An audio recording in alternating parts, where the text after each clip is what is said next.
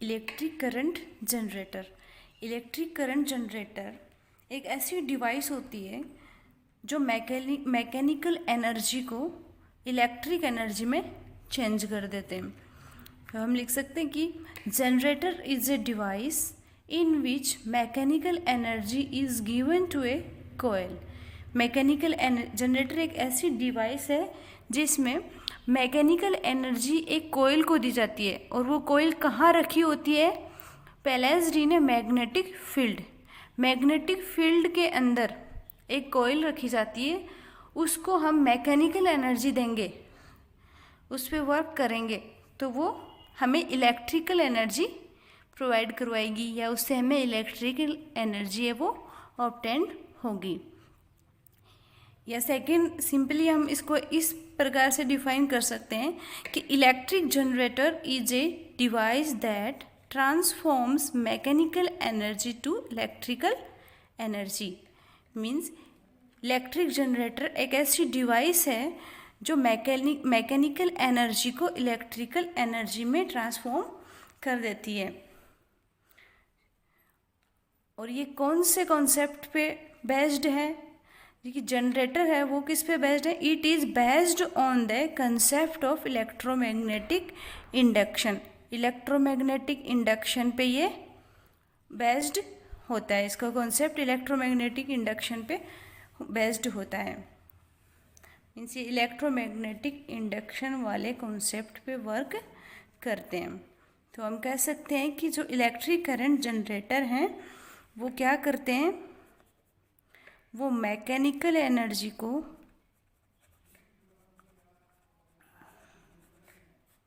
Electrical energy में change कर देते हैं या बदल देते हैं। हम उनको मैकेनिकल एनर्जी प्रोवाइड करवाएंगे तो वो उसको इलेक्ट्रिकल एनर्जी में ट्रांसफॉर्म करके हमें दे देंगे वापस। और ये किस कॉन्सेप्ट पे बेस्ड होते हैं? इलेक्ट्रोमैग्नेटिक इंडक्शन पे। कैसे कि इलेक्ट्रोमैग्नेटिक इंडक्शन मीन्स होता है कि हम जब किसी कॉइल को मैग्नेटिक फील्ड मैग्नेट्स के बीच में रख दें और फिर उस पर अगर मैकेनिकल एनर्जी देते हैं उसमें, तो वो फिर इलेक्ट्रिक एनर्जी में चेंज कर देता है इलेक्ट्रोमैग्नेटिक इंडक्शन की वजह से। उसमें इलेक्ट्रोमैग्नेटिक इंडक्शन होता है कि मैग्नेट्स के कारण कॉइल में करंट का फ्लो होता है। अब जनरेटर्स होते हैं वो टू टाइप्स के होते हैं।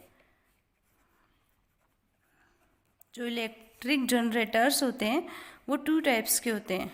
फर्स्ट है alternating current generator. Alternating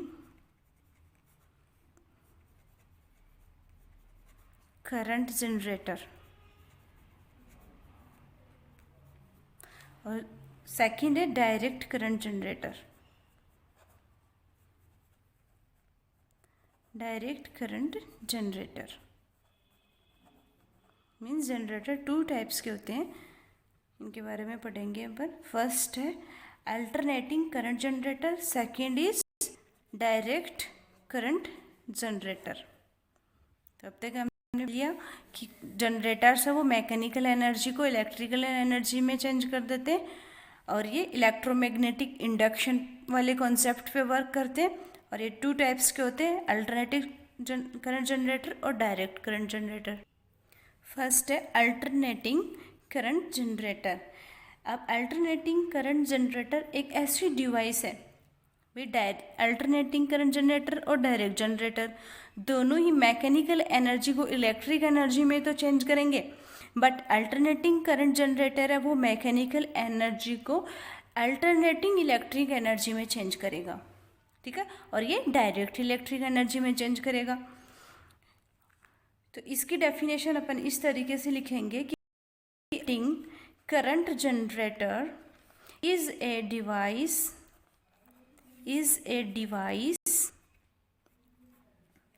that transform mechanical energy to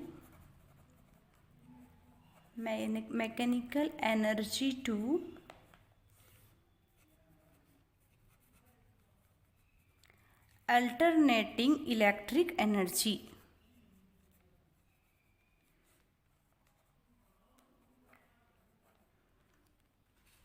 means जो अल्टरनेटिंग करंट जनरेटर है वो एक ऐसी डिवाइस है जो मैकेनिकल एनर्जी को अल्टरनेटिंग इलेक्ट्रिक एनर्जी में ट्रांसफॉर्म करेगा।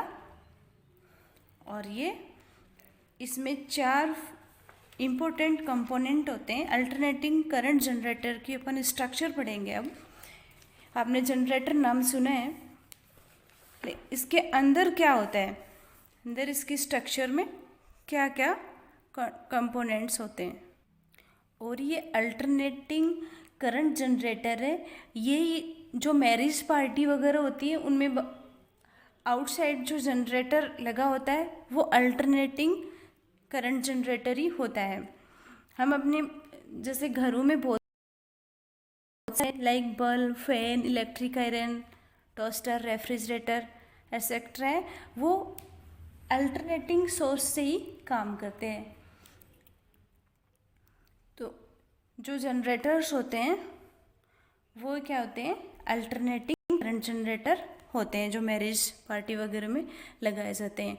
अब इन जनरेटर्स में, इनकी स्ट्रक्चर में 4 मेन कंपोनेंट्स होते हैं। क्या क्या होते हैं, 2 फील्ड मैग्नेट्स लगी होती हैं, इसमें 2 बड़ी बड़ी फील्ड मैग्नेट्स हैं। ये बहुत भारी बड़ी मैग्नेट होती हैं जिनको हम क्या कहते हैं, फील्ड मैग्नेट, जिसको फिगर में अपन ने एन और एस से रिप्रेजेंट कर रखा है। ये जो फील्ड मैग्नेट्स हैं, इन दोनों के बीच में एक इस शेफ की आर्मेचर रखा होता है। आर्मेचर या कॉइल बोल सकते हैं इसको।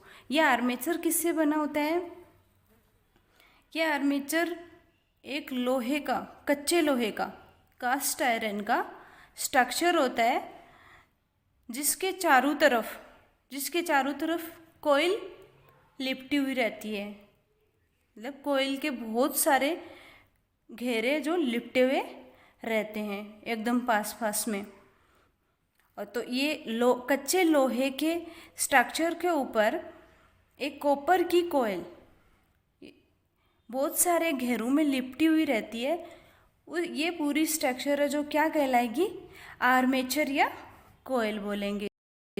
आर्मेचर और कॉइल। ओके, इसके स्ट्रक्चर में अपन लिख देंगे कि ये कच्चे लोहे से, कास्ट आयरन से बना हुआ होता है। और इसको नॉमिनेट किया है फिगर में कि ये इसका A, B, C and D, ये जो ABCD है ये आर्मेचर और कॉइल है, कास्ट आयरन से बना हुआ, जिसपे कॉपर वायर की कॉइल बहुत सारे फेरों में, घेरों में लिपटी हुई रहती। देख सकते हैं कि मान लीजिए ये एक कोई ऐसे स्ट्रक्चर के कच्चे लोहे की बनी हुई कोई आर्मेचर है, और उस पे ये जो धागा है इसको मान लीजिए ये कॉपर का कोयल है, कॉपर का वायर है एक। ये कॉपर कोयल, इस पे बहुत सारे ऐसे बहुत पास में जो घेरे होते हैं उनमें इसमें लिपटी हुई रहती है। तो इसको पूरी स्ट्रक्चर को अपन आर्मेचर या कॉइल बोलेंगे। थर्ड है स्लिप रिंग। अपन यहाँ लिखते भी जाएंगे साथ में कि इसमें इस जनरेटर की स्ट्रक्चर में 4 इम्पोर्टेंट कंपोनेंट्स होते हैं। कौन कौन से कंपोनेंट्स होते हैं इसमें, फर्स्ट है फील्ड मैग्नेट। फील्ड मैग्नेट के बारे में अपने बात कर ली। सेकंड है आर्मेचर या कोयल, और थर्ड है स्लिप रिंग्स। देखो ये हैं दो स्लिप रिंग्स जिसको कहा गया है कि S1 एंड S2। ये स्लिप रिंग है वो S1 है और ये स्लिप रिंग है वो S2 है। ये गोल आकृति की दो स्लिप रिंग्स जुड़ी हुई रहती हैं S1 और S2। ये दोनों स्लिप रिंग्स हैं वो इसके साथ, इस आर्मेचर के साथ रोटेट होती रहती हैं। इन दोनों को अपन लिख देंगे कि ये क्या है, स्लिप रिंग्स हैं। स्लिप रिंग्स आर्मेचर के साथ राउंड करती रहेंगी। फोर्थ है ब्रशेज।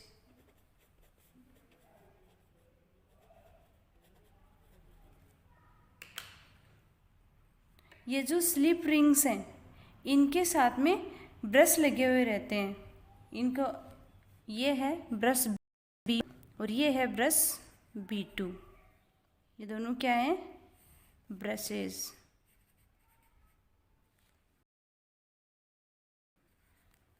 ओके, ये जो ब्रश हैं इनका एक एंड है वो स्लिप रिंग से कनेक्ट रहता है और सेकंड एंड है वो इधर लोड से कनेक्ट रहता है।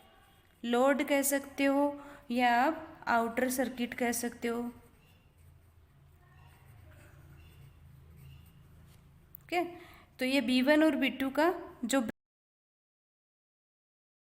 ब्रश कनेक्ट रहता है और सेकंड एंड है वो, इन दोनों का सेकंड एंड है वो किसी लोड से कनेक्ट रहता है, या अपन कह सकते हैं कि ये आउटर सर्किट से कनेक्ट रहता है। मीन्स ये जनरेटर की पूरी प्रोसेस में जो भी अल्टरनेटिंग करंट बनेगा, अल्टरनेटिंग इलेक्ट्रिक एनर्जी बनेगी, वो अपन को कहाँ काम में लेनी है, तो वो उससे लोड से जोड़ देंगे कि यहाँ पे आके जनरेटर से बने हुआ सारा जो अल्टरनेटिंग एनर्जी है वो यहाँ पे आके इकट्ठा हो जाएगा और यहाँ से अपन जहाँ भी अपन को इसको सप्लाई करना है सप्लाई कर देंगे।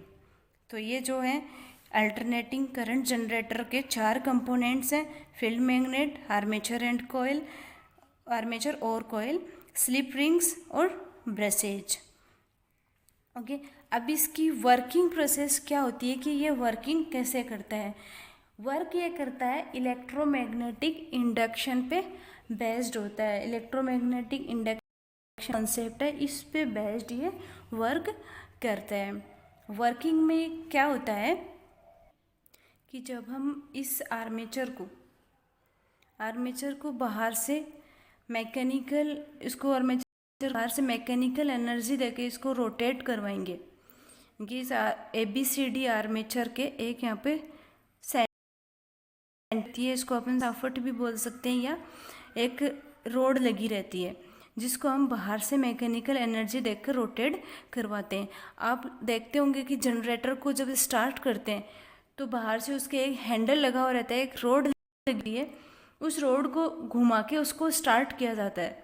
तो वही रोड ये साफट बोल सकते हैं, रोड बोल सकते हैं, ये वही है। तो इसको बाहर से अपन ने मैकेनिकल एनर्जी दी, बाहर से घुमाया, तो ये वो बाहर से मैकेनिकल एनर्जी देने पे घूमा, और जैसे ही ये घूमता है तो उसके मैग्नेटिक फ्लक्स चेंजेस होते हैं। मैग्नेटिक फ्लक्स अपन ने कल बात की थी कि दो मैग्नेट्स के बीच में या मैग्नेटिक फील्ड, मैग्नेट्स के मैग्नेटिक फील्ड में या कॉइल अपन रख दें तो उस सरफेस या कॉइल में से मैग्नेट की कितनी फील्ड लाइंस गुजरेंगी, वही मैग्नेटिक फ्लक्स होता है। ज़्यादा फील्ड लाइंस गुजरेंगी तो मैग्नेटिक फ्लक्स है वो ज़्यादा वैल्यू का होगा, और कम गुजरेंगी तो मैग्नेटिक फ्लक्स डिक्रीज हो जाएगा, कम होगा।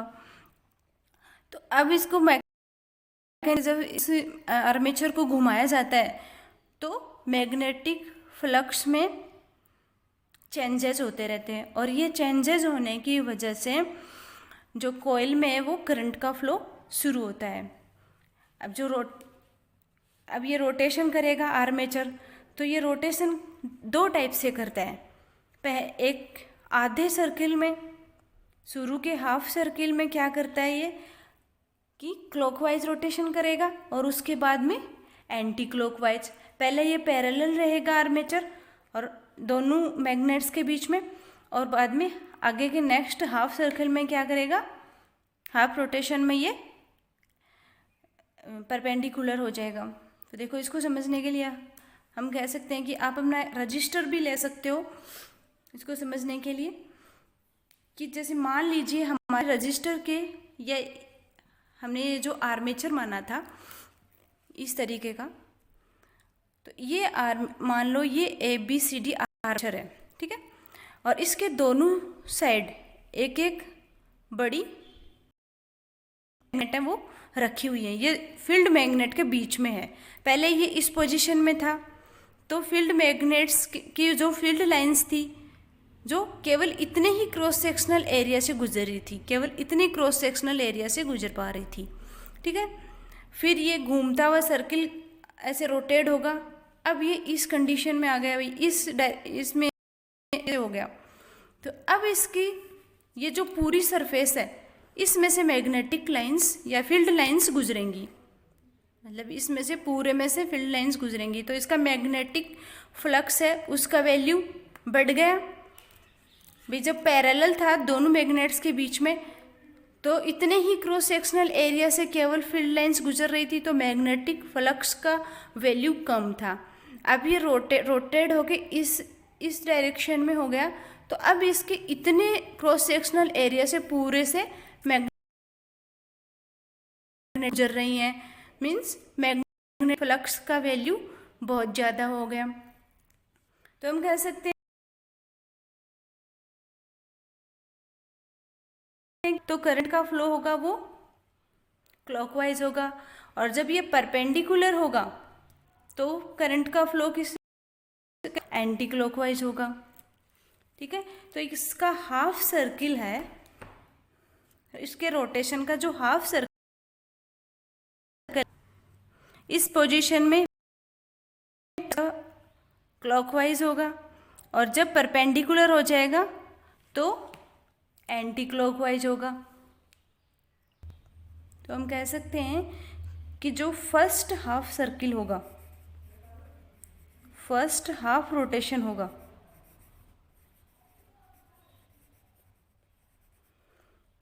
उसमें जो कॉइल है वो कैसे होगी,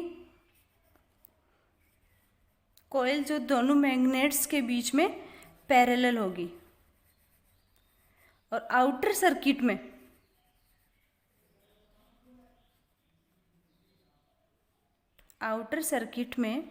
ये जो आउटर सर्किट है इसमें करंट के फ्लो की डायरेक्शन क्या होगी, क्लॉकवाइज होगी, क्लॉकवाइज करंट फ्लो, ठीक है। क्लॉकवाइज करंट फ्लो, करंट की डायरेक्शन है वो क्लॉकवाइज होगी, ठीक है। तो हम कह सकते हैं कि ये डायरेक्शन होगी जो B1 टू B2 होगी, ओके। और जो सेकंड या नेक्स्ट हाफ रोटेशन है, ठीक है, नेक्स्ट हाफ रोटेशन है, उसमें ये कॉइल है वो दोनों मैग्नेट्स के बीच में परपेंडिकुलर होगी,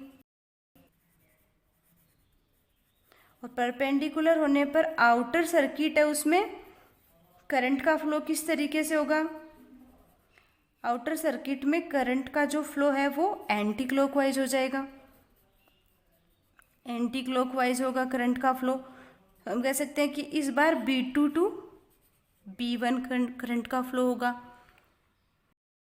दोनों मैग्नेट्स के बीच में अपन आर्मेचर को बाहर से मैकेनिकल एनर्जी देकर घुमाते हैं, तो ये आधे सर्किल में, आधे रोटेशन में दोनों मैग्नेट्स के बीच में, और नेक्स्ट हाफ रोटेशन में ये परपेंडिकुलर हो जाएगा, और इस वजह से इसके मैग्नेटिक फ्लक्स में चेंजेस होते रहते हैं। और इसी के जब ये आर्मेचर घूमता है तो इसके साथ में ये दोनों स्लिप रिंग्स हैं वो घूमती हैं, और इन स्लिप रिंग्स के ऊपर ब्रश लगे रहते हैं।